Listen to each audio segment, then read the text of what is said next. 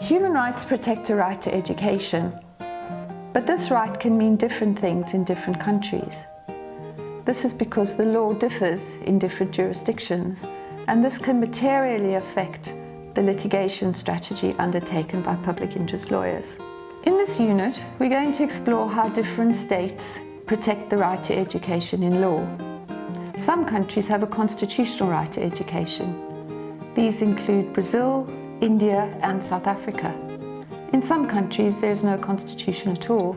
An example is the UK. In other countries, even though there is no federal right to education, there is a right to education at state level. One example is New York State, which has a right to education in its state constitution.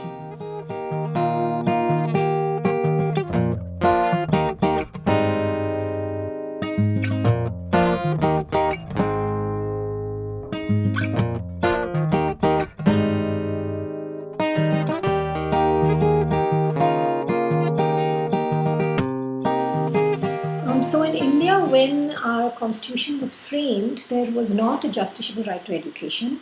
Initially in the Indian constitution, Article 45 was within the chapter of Directive Principles of State Policy.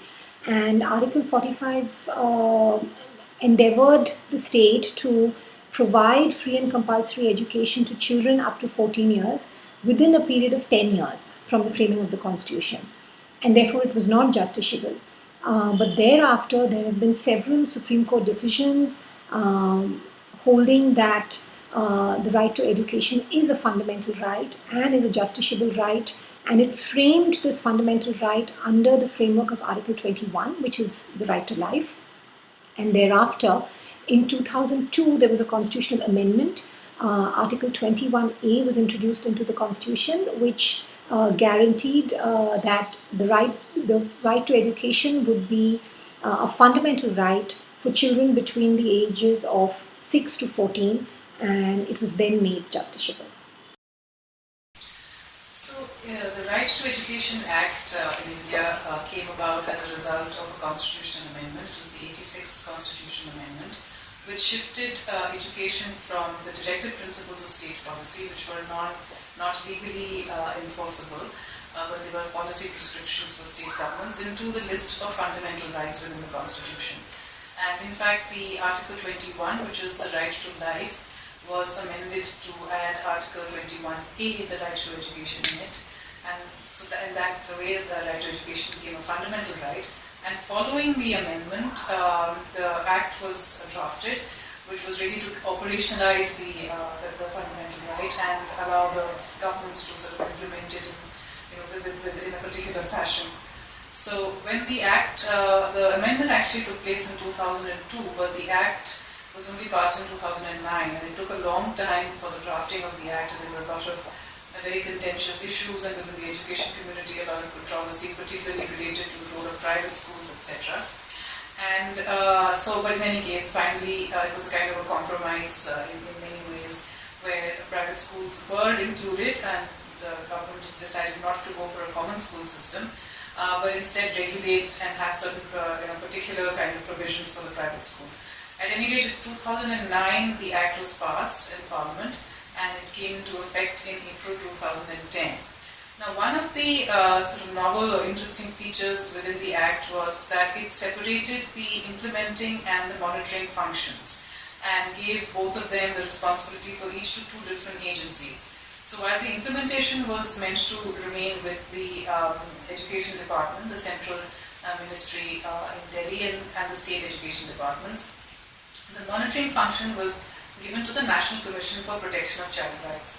This commission was set up a few years before the Act was actually passed, and because it existed and it dealt with children's issues, and the Act itself is called actually the Right of Children to Free and Compulsory Education, it was decided that rather than set up yet another statutory body, that the National Commission for Protection of Child Rights would be given the responsibility for monitoring the implementation of right to education across the country. Now, this was an additional feature in a sense that was added on to the role of the Commission. So the Commission decided to set up a separate right to education division within its structure. And I was appointed actually as the first National Commissioner for the Right to Education within that division. So in many ways it was my responsibility to actually set up that division to decide in what fashion it would function, what its role would be, what sort of budget it would need, what sort of resources, both in terms of financial as well as human resources, how it would reach the entire country, so to speak, because that was a responsibility given. It was a huge, huge task, and there was no precedent for it because it hadn't been done before, and obviously very, very challenging. And but there were a couple of decisions that were taken at the level of the Commission. The Commission was headed by a very active person who had a career both as an activist as well as an academic, so she brought a lot of wisdom, and she also allowed for a lot of flexibility, which was quite rare in a sort of government institution. And she understood the ground reality very well, and so she was very supportive of the kinds of efforts that we tried to make in setting out, in many ways, novel ways of monitoring a government program, where we did not want to rely only on the official sources of information and sort of produced reports for the Parliament that were just based on secondary data, but we felt that particularly since the right to education was a fundamental right, which gave the citizens a lot of, it kind of shifts the power balance more towards the citizen versus the state, that they should have a greater say in to the extent to which the right was being realized for them or not. And in doing that, we experimented with citizen and community monitoring processes, and managed to at least start or pilot a number of very interesting initiatives involving the citizens and the direct approach that they could take in terms of giving their feedback, at least to the level of the Commission, if not to the department. Although what our effort was to try and get a closer communication between the Education Department and the citizens, so that the redress could take place close to the level of the citizen, and the Commission didn't actually have to get involved, because even though the Commission was supposed to monitor, they could not do any grievance redress because they were not actually the implementers. So that was one part of what we did, is to try and set up certain mechanisms in institutions that would facilitate interaction of citizens and the state education departments close to the people at decentralized level. And the other thing, of course, was to try and use the courts, because the fact that this was now legally justiciable right meant that avenue needed also to be explored. As you know, in the United States, we have a federal system which is a very detailed, complex arrangement when it comes to legal jurisdictions and all. The question of equity and education funding came before our United States Supreme Court, the federal Supreme Court, in 1973, and it actually had been an offshoot of the famous Brown versus Board of Education case. As I'm sure many of you know, in 1954, our Supreme Court declared racial segregation in education to be unconstitutional.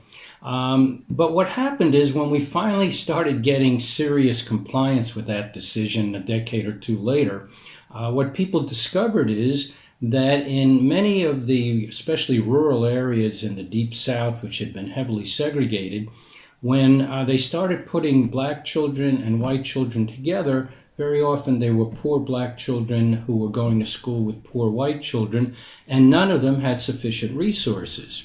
So the second level of litigation, you might say at that time, was to get a declaration that to have effective compliance with Brown versus Board of Education, you had to have equity, fairness in school funding. And many of the advocates at the time assumed that this would be an easy win for the plaintiffs. But it wasn't. And in a close 5-4 decision, the U.S. Supreme Court in the Rodriguez case held that education is not a fundamental interest under the federal Constitution. So the Brown case they distinguished by saying that had to do with segregation, and equity from that point of view. But education per se is nowhere mentioned in the federal Constitution, and therefore it's a matter for the states.